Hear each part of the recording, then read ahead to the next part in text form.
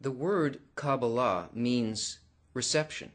Actually, more precisely, it means how to receive, the proper way of reception.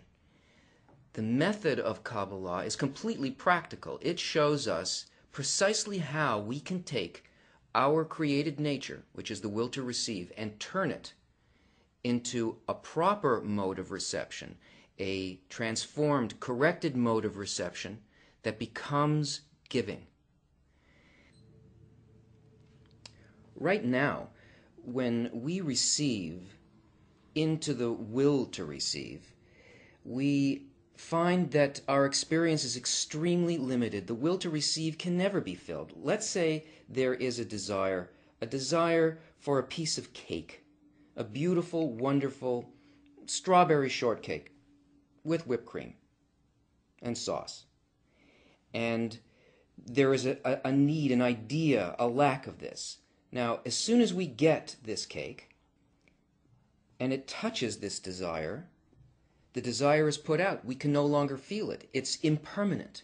It lives and then it dies. And the reason that that happens is because pleasure is only felt at the junction point between a need and its filling. The moment that the filling passes beyond the need, it can no longer be felt. So the desire dies. But what Kabbalah wants to teach us to do is to find a correct way of receiving.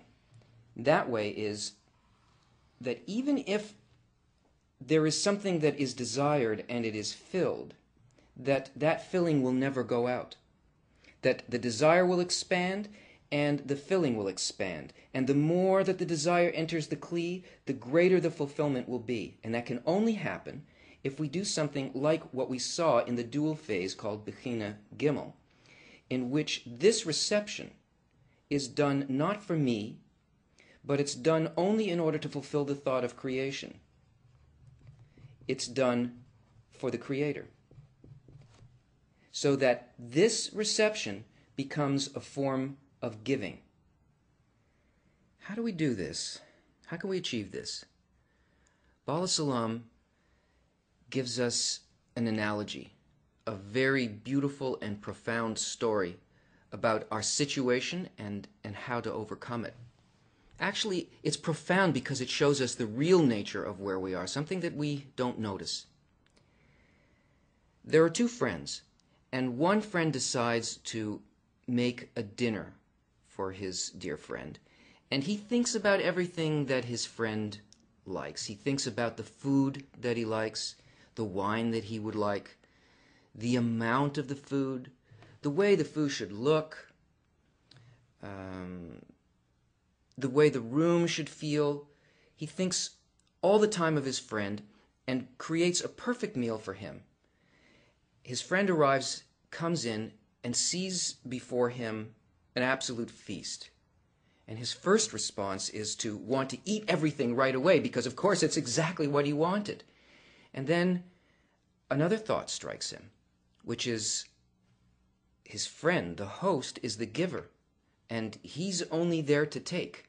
And he has a feeling of shame because he realizes that the giver is before him. He doesn't just see a table filled with things and nobody there. He sees his friend and he realizes that his friend has done everything for him and he's just there to take. And overcome by shame, he refuses to take it. You know what it's like when somebody gives you some big gift or something that you hadn't expected. Suddenly you have this kind of response. You don't even know where it's coming from. No, I can't take this. This quality of shame, of the perception of being the receiver. He won't eat. And his friend, the host, says to him, "You don't understand. I spent all of this time just thinking about you, what you would enjoy, how we would enjoy this together. And now, if you don't take what I've given you, this whole meal will be ruined for me. I will get no pleasure from seeing you enjoy this." And so the guest realizes that in this situation he really has the control. He realizes that he's not just a receiver. If he can realize while he's eating this food that he's only doing it in order to fulfill his friend's desire, then he doesn't feel the shame. He can eat it. He can go ahead and he can taste it. He can enjoy it. And he must enjoy it. It's not just that he eats it. He has to enjoy it, because his friend who did this for him, his enjoyment will only come from seeing the satisfaction of the guest. And so in this response, the understanding of the reciprocal nature of this receiving, the guest not only feels the delight of the food, he also understands the thought of the host. Because now he's thinking the same thing towards the host as the host was thinking towards him. I do this to fulfill completely my friend. He could not be more satisfied than that I eat this, because this was his entire goal. So I will fill him completely by this eating. So this miracle, which is nature, of being able to take the will to receive and turn it into the will to bestow, the thought to bestow. The action didn't change, but the inner action changed. The intention behind why the guest took the food and enjoyed it makes the reception giving.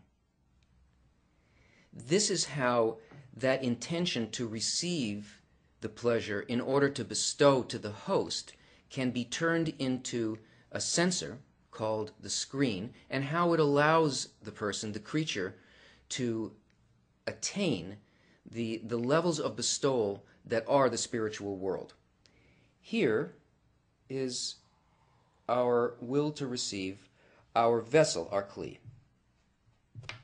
Now, this kli is filled with desires. It's filled with hungers for the meal.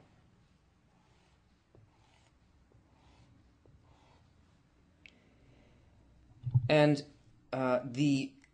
what the creator, the host, wants to give to the creature exists outside in thoughts of bestowal. And always the light presses on us and wants to fill us with 100% unbounded delight. But only the degree to which we can receive the light on its terms, that is through giving, can we allow it to enter into the kli. Otherwise we have no sensation of it at all. Now here, in order to be able to enjoy the meal in terms of spirituality, a screen, which is an intention, is placed across the entry to our will to receive, to the kli. This intention is not to receive for myself.